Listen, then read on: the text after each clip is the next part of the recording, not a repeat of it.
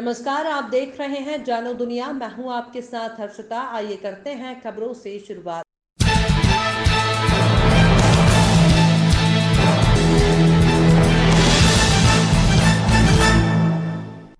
दतिया शहर में लाडो रतन हॉस्पिटल और ईदगाह मोहल्ले में ताबड़तोड़ हवाई फायरिंग कर दहशत फैलाने वाले शातिर बदमाशों को कोतवाली, बड़ौनी और जगना पुलिस की टीमों ने डकैती की योजना बनाते हुए गिरफ्तार किया।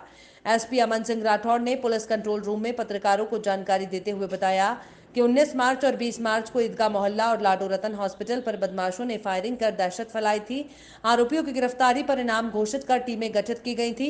मुखबिर की सूचना पर पुलिस ने फायरिंग कर दहशत फैलाने वाले हथियारबंद बदमाशों के कब्जे से 5 अवैध हथियार, तलवार, लाठी और लोहांगी बरामद की। लाडो रतन हॉस्पिटल में फायरिंग करने वाले बदमाश दीपम मलैया, लालजी मलैया, मिथुन यादव और संजू यादव को रतन पेट्रोल पंप पर डकैत डालने के पूर्व ही गिरफ्तार किया। वहीं ईदगाह मोहल्ले में फायरिंग कर दहशत फैलाने वाले नंदू कुशवाहा, दीपक कुशवाहा, दिनेश कुशवाहा, संतोष कुशवाहा, सोनू कुशवाहा और भैया खान ठंडी सड़क पर डकैती की योजना बनाते गिरफ्तार किया। प्रेस कॉन्फ्रेंस में एसपी कमल मौर्य, दतिया एसडीओपी सुमित अग्रवाल मौजूद रहे।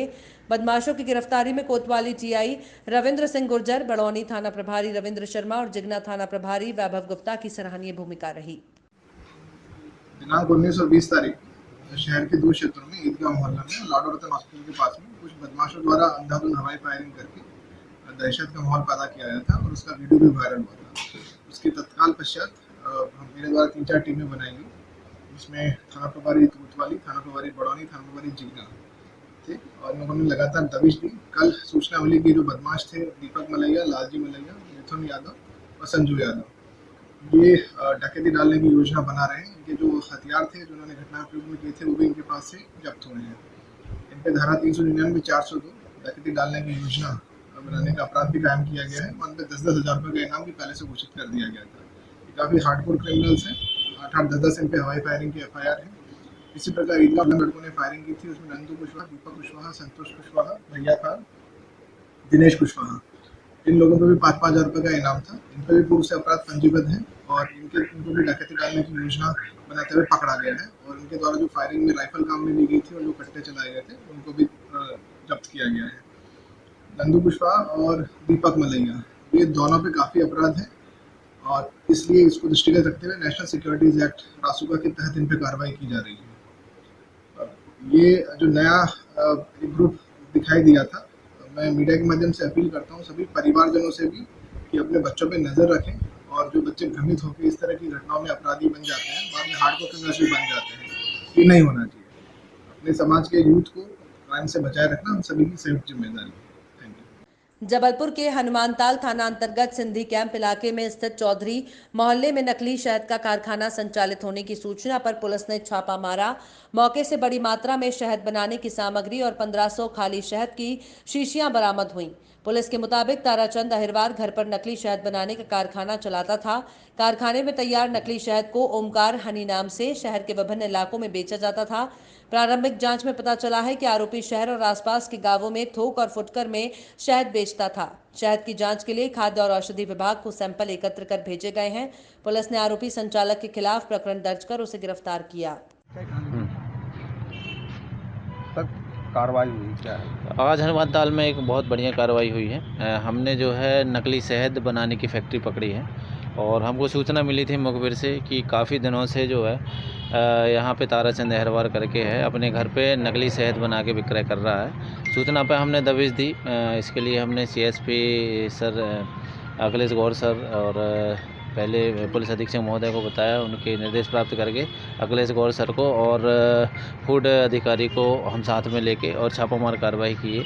तो ताराचंद अहिरवार जो कि सिंधी कैंप में रहते मदार टेकरी में, उनके घर में ये फैक्ट्री चल रही थी, जिनको रंगे हाथ पकड़ा और मौके से हमने पैक जो है लगभग 25 लीटर शहद अलग अलग क्वांटिटी में जो पैकिंग थी वो जब्त किए हैं और एक गंजा जिसमें कि शक्कर का घोल था और जिससे बनाया जा रहा था जो है रॉ मटेरियल था उसको नष्ट किया है। 5 किलो शक्कर और दालचीनी, सौंफ, वहाँ से पैकिंग करने की मशीन, रैपर, खाली शीशियाँ, ये सभी वहाँ से जब्त हुए हैं और सभी चीज़ों को जब्त करके प्रकरण तैयार किया जा रहा है। यह जो है नकली शहद बनाकर लोगों के साथ धोखाधड़ी की जा रही थी। इसमें जो धोखाधड़ी का केस प्रथम दृष्टया बनता है उसके खिलाफ जो है कार्रवाई की जा रही है।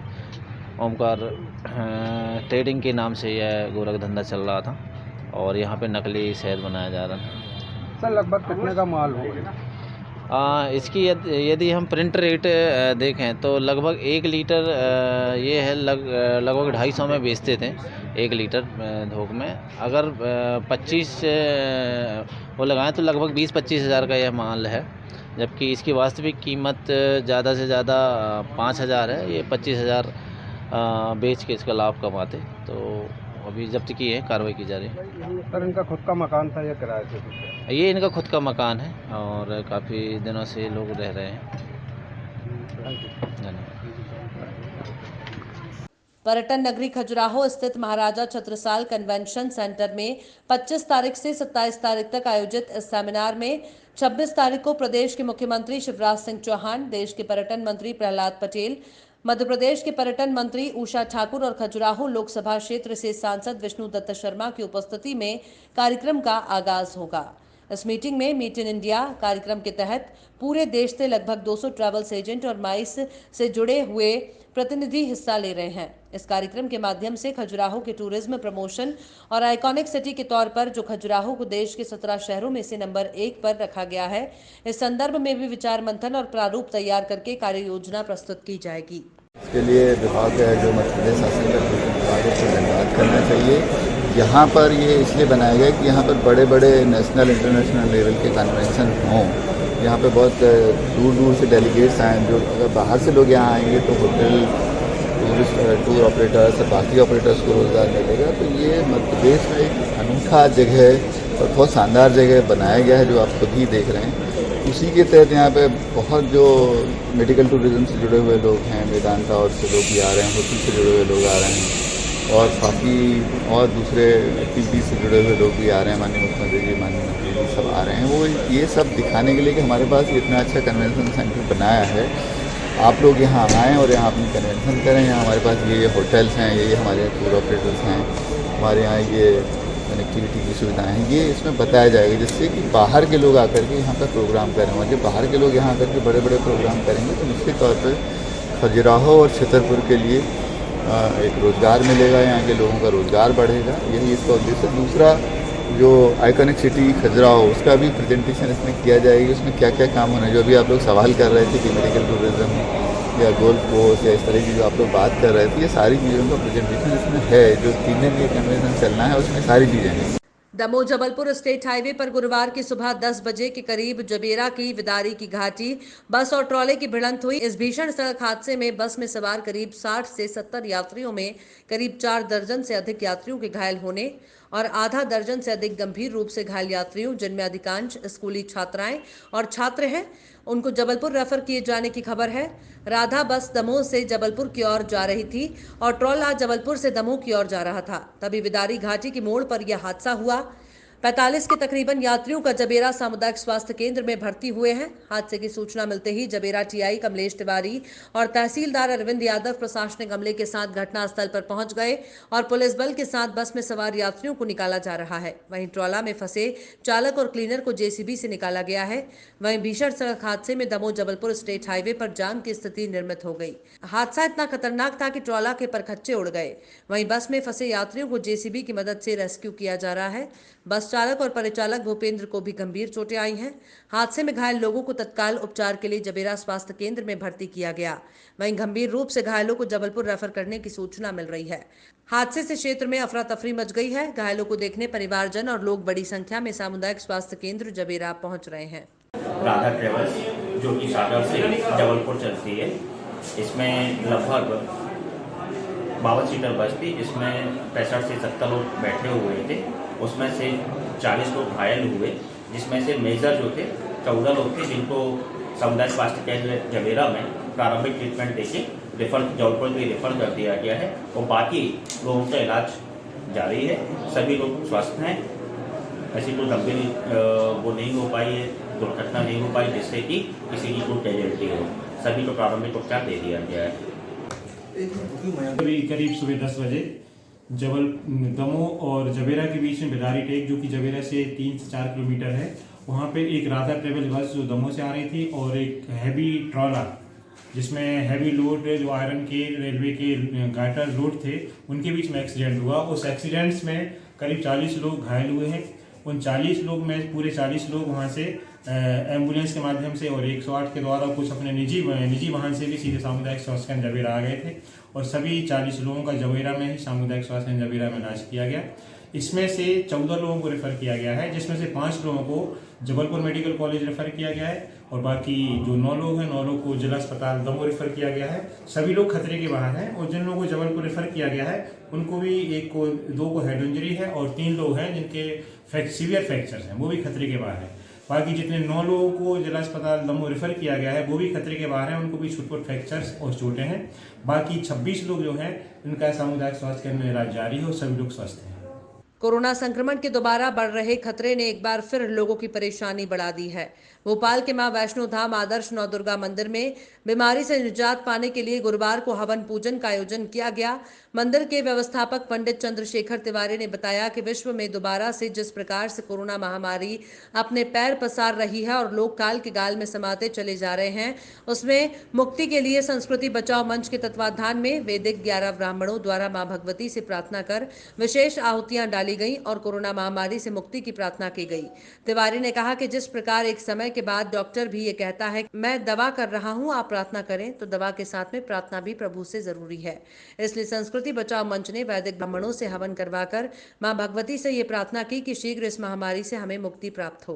कोरोना के लिए माँ वैष्णो धाम आदर्श नवदुर्गा मंदिर पर संस्कृति बचाओ मंच द्वारा वैदिक ब्राह्मणों के आचार्यत्व में कोरोना महामारी से मुक्ति के लिए माँ भगवती से प्रार्थना की जा रही है और वैदिक मंत्रों द्वारा इस महामारी की मुक्ति के लिए आहुति देकर हवन किया जा रहा है और इस महामारी से विश्व को मुक्ति दिलाए, क्योंकि कोरोना पुनः वापस अपने पैर पसारने लगा है और जिससे कि जनजीवन अस्त व्यस्त हुआ जा रहा है। ऐसी भगवती से प्रार्थना है कि इस कोरोना महामारी से शीघ्र मुक्ति दिलाए। यूपी के कौशाम्बी पुलिस को बड़ी सफलता मिली है। इंटेलिजेंस विंग टीम और कोकराज पुलिस ने इंडियन ऑयल के कानपुर बरौनी पाइपलाइन काटकर तेल चोरी करने वाले गिरोह का पर्दाफाश किया है।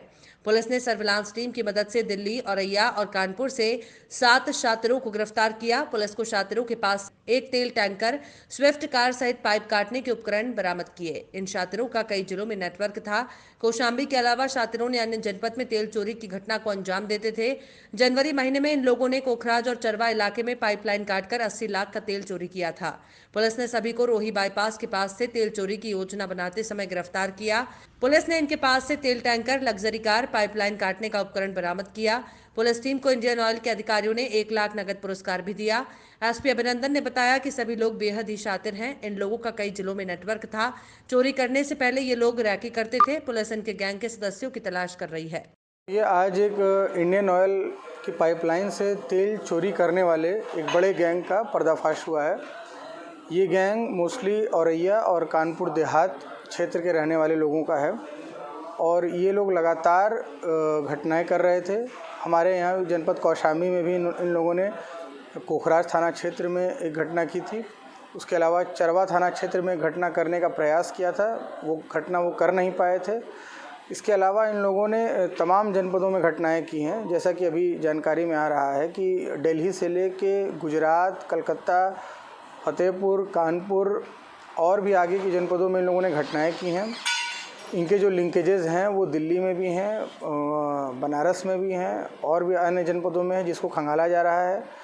और इनके पास से भारी मात्रा में चीज़ें उपलब्ध हुई हैं, बरामद हुई हैं, जिसमें कि जिस तरीके से वो ड्रिल करते थे और तेल निकालते थे उसके सारे इक्विपमेंट्स, एक ऑयल टैंकर बरामद हुआ है और जिस सफाई से ये चीज़ों को अंजाम देते थे ये काफ़ी आश्चर्य का विषय है, क्योंकि इसमें एक टेक्नीशियन भी है जो वेल्डिंग करता है और उसके अलावा उसको फिर वापस क्लैंप लगा भी देता है। और एक स्विफ्ट गाड़ी बरामद हुई है, कई मोबाइल फ़ोन्स बरामद हुए हैं, कई सारे सोफिस्टिकेटेड इंस्ट्रूमेंट्स बरामद हुए हैं।